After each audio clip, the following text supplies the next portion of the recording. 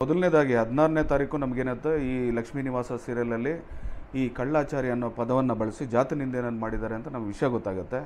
ಗೊತ್ತಾಗಿದ್ದ ತಕ್ಷಣ ನಮ್ಮ ಸಂಸ್ಥೆಯ ಎಲ್ಲ ಪದಾಧಿಕಾರಿಗಳು ಹಾಗೂ ಮುಖ್ಯಸ್ಥರು ಕೂಡ ಇದ್ರ ಬಗ್ಗೆ ಧ್ವನಿ ಎತ್ತುತ್ತಾರೆ. ಇಲ್ಲ, ಇದು ಧ್ವನಿ ಎತ್ತಿ ಇದ್ರ ಫಸ್ಟು ಇದು ಮಾತಾಡಿ, ನಾವೆಲ್ಲ ಬೆಂಬಲ ಇದ್ದೀವಿ ಅಂತ ಹೇಳ್ತಾರೆ. ನಾನು ಇಮಿಡಿಯೇಟ್ ಏನು ಮಾಡ್ತೀನಿ, ಅವ್ರಿಗೆ ನಿರ್ದೇಶಕರು ನಿರ್ಮಾಪಕರ ನಂಬರ್ಗಳು ತೊಗೊಂಡು ಅವ್ರಿಗೆ ಕಾಲ್ಗಳನ್ನು ಮಾಡ್ತೀನಿ. ಅದರಲ್ಲಿ ನಿರ್ದೇಶಕರು ಹೇಳ್ತಾರೆ, ಇಲ್ಲ ನಾವು ಆದಷ್ಟು ಜಲ್ದಿ ಅದನ್ನು ಮಾತಾಡ್ತೀವಿ, ನಿಮಗೆ ಫೋನ್ ಮಾಡಿಸ್ತೀವಿ, ಅವರಿಂದ ಏನಾದ್ರು ತಪ್ಪಾಗಿದ್ದರೆ ಒಂದು ಕ್ಷಮಾಪಣೆಯನ್ನು ಕೇಳಿಸ್ತೀವಿ ಅಂತ ಎಲ್ಲವನ್ನೂ ಹೇಳ್ತಾರೆ. ಬಟ್ ಅದು ಬಾಯಿ ಮಾತಾಗುತ್ತೆ, ಬರೀ ಫೋನ್ ಟಾಕ್ ಆಗುತ್ತೆ. ನಾವು ಅಷ್ಟಕ್ಕೆ ಸುಮ್ಮನಾಗಲ್ಲ. ಯಾಕೆಂದರೆ ನಾವು ಇದು ಹಲವಾರು ಬಾರಿ ನೋಡಿಬಿಟ್ಟಿದ್ದೀವಿ.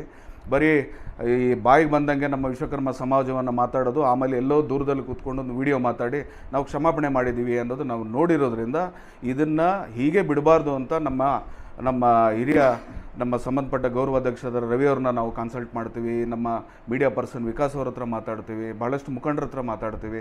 ಇದೆಲ್ಲ ಮಾತಾಡಿದಾಗ ಅವರು ಒಂದೇ ಮಾತು ಹೇಳ್ತಾರೆ, ಇಲ್ಲ ಇದನ್ನು ಕಾನೂನಾತ್ಮಕವಾಗಿ ಏನಿದೆ ಅದನ್ನು ಹೋರಾಡೋಣ, ಇದಕ್ಕೆ ಒಂದು ಅಂತ್ಯವನ್ನು ಕಾಣಿಸಲೇಬೇಕು. ಯಾಕಂದರೆ ವಿಶ್ವಕರ್ಮ ಸಮಾಜದ ವಿಷಯವನ್ನು ಯಾರಂದರೆ ಅವರು ಬಾಯಿಗೆ ಬಂದಂಗೆ ಮಾತಾಡೋದನ್ನು ಕಡಿವಾಣ ಆಗಬೇಕು, ಇನ್ಮೇಲೆ ಯಾರು ಮಾತಾಡಬಾರ್ದು, ಇದಕ್ಕೆ ಒಂದು ಕಾನೂನಾತ್ಮಕ ಉತ್ತರವನ್ನು ಕೊಡಬೇಕು ಅಂತ ಹೇಳ್ತಾರೆ. ನಾವು ಇಮಿಡಿಯೇಟ್ ಏನು ಮಾಡ್ತೀವಿ, ಅದಕ್ಕೆ ಸಂಬಂಧಪಟ್ಟಂಗೆ ನಮ್ಮ ಲಾಯರ್ಗಳನ್ನ ಹತ್ರ ಮಾತಾಡಿ ನೋಟಿಸ್ಗಳನ್ನು ಇಶ್ಯೂ ಮಾಡ್ತೀವಿ, ನಿರ್ಮಾಪಕರು, ನಿರ್ದೇಶಕರು ಹಾಗೂ ನಟರ ಬಗ್ಗೆ.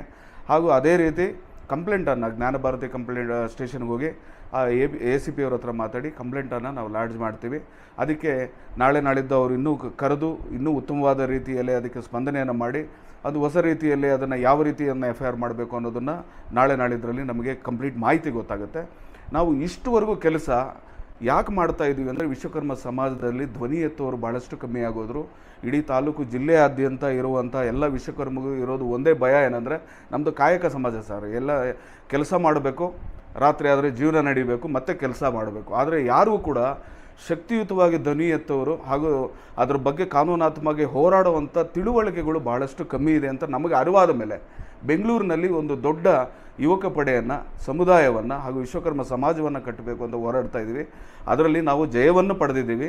ಆ ಜಯದ ಒಂದು ಮುನ್ಸೂಚನೆಯನ್ನು ನಿಮ್ಗೆ ಮುಂಚಿತವಾಗಿ ನಿಮ್ಗೆ ಹೇಳ್ತಾ ಇದ್ದೀನಿ. ನಾಳೆ ಒಂದು ದೊಡ್ಡ ಮಟ್ಟದಲ್ಲಿ ನಾವು ಇದರಲ್ಲಿ ಜಯಶಾಲಿ ಆಗ್ತೀವಿ ಅನ್ನೋದು ನಮ್ಮ ನಂಬಿಕೆ. ಈಗ ಅದ ನಂತರ ನೀವು ಕಾಲ್ ಮಾಡಿ ಮಾತಾಡಿದ ನಂತರ ಅವ್ರು ಕೊಟ್ಟಿದ್ದಂಥ ರೆಸ್ಪಾನ್ಸು ಪ್ರೊಡ್ಯೂಸರ್ಗಳು ಮಾತಾಡಿದ್ರು ನಿಮ್ಮ ಹತ್ರ? ಖಂಡಿತವಾಗ್ಲೂ ನಮ್ಮ ಗೌರವಾಧ್ಯಕ್ಷ ರವಿ ಅವ್ರಿಗೆ ಕಾಲ್ ಮಾಡಿ ನಾವು 8:15 ನಿಮ್ಗೆ ಸಿಗ್ತೀವಿ, ಅದಕ್ಕೆ ಯಾಕೆ ನೀವೇನು ಮಾಡಬೇಕು ಹೇಳಿ, ನಾವು ಮಾಡ್ತೀವಿ ಅಂತ ನಮಗೊಂದು ಭರವಸೆಯನ್ನು ಕೊಟ್ಟಿದ್ದಾರೆ. ಬಟ್ ನಾವು ರಾತ್ರಿ 8ರಿಂದ ಸುಮಾರು 10:30ವರೆಗೂ ನಾಗರಬಾವಿಲಿರೋ ಅವ್ರ ಪ್ರೊಡಕ್ಷನ್ ಹೌಸಲ್ಲಿ ಕಾಯ್ತೀವಿ. 10-11 ಗಂಟೆ ಕಾದರೂ ಕೂಡ ಅವ್ರು ಯಾವುದೇ ಫೋನನ್ನು ರಿಸೀವ್ ಮಾಡಲ್ಲ, ಅವ್ರು ಪಿಕ್ ಮಾಡಲ್ಲ. ಅದಕ್ಕೆ ಸಂಬಂಧಪಟ್ಟ ಒಂದು ಬೇಜವಾಬ್ದಾರಿತನ ನಮಗೆ ಕಾಣಿಸುತ್ತೆ. ಆ ಬೇಜವಾಬ್ದಾರಿತನದಿಂದ ನಾವು ಏನು ಮಾಡ್ತೀವಿ, ಮಾರನೇ ದಿನವೇ ಅದಕ್ಕೆ ಸಂಬಂಧಪಟ್ಟ ದಾಖಲಾತಿಗಳನ್ನ ತಗೊಂಡು ನಾವು ಅದಕ್ಕೆ ಕಂಪ್ಲೇಂಟ್ ಮಾಡಬೇಕು ಅಂತ ಪ್ರಯತ್ನ ಮಾಡ್ತೀವಿ. ಅದಾದಮೇಲೆ ಅವ್ರು 100 ಬಾರಿ ನಾವು ಫೋನ್ಗಳು ಮಾಡ್ತಾರೆ. ನಾವು ಆವಾಗಲಿಂದ ಅವ್ರು ಯಾವುದೇ ಕರೆಗಳನ್ನ ಕೂಡ ನಾವು ಸ್ವೀಕಾರ ಮಾಡೋದಿಲ್ಲ. ಕಾನೂನಾತ್ಮಕವಾಗಿ ಹೋರಾಡಬೇಕು, ಇದಕ್ಕೆ ಸರಿಯಾದ ಅಂತ್ಯ ಅವ್ರಿಗೆ ಕಾಣಿಸ್ಬೇಕು ಅನ್ನೋದು ನಮ್ಮ ನಿರ್ಧಾರ ಗಟ್ಟಿಯಾಗಿ ನಿಂತ್ಕೊಂಡ್ಬಿಡುತ್ತೆ ಅವರು. ನನ್ನ ಹೆಸರು ವಿಶ್ವನಾಥ್ ಆಚಾರ್ಯ ಅಂತ, ಚಿನ್ನಾಭರಣ ತಯಾರಕರ ನಿಗಮದ ರಾಜ್ಯಾಧ್ಯಕ್ಷ ಕೆಲಸ ಮಾಡ್ತಾಯಿದ್ದೀನಿ. ಎಲ್ಲ ಚಿನ್ನ ಬೆಳ್ಳಿ ಇಡೀ ತಾಲೂಕು ಜಿಲ್ಲೆಯಾದ್ಯಂತ ಇರುವ ಎಲ್ಲ ನನ್ನ ಅಕ್ಕಸಾಲಿ ಸಮುದಾಯಕ್ಕೆ ನಾನು ರೆಪ್ರೆಸೆಂಟಿವ್ ಆಗಿ ಬೆಂಗಳೂರಲ್ಲಿ ಕೆಲಸ ಮಾಡ್ತಾಯಿದ್ದೀನಿ.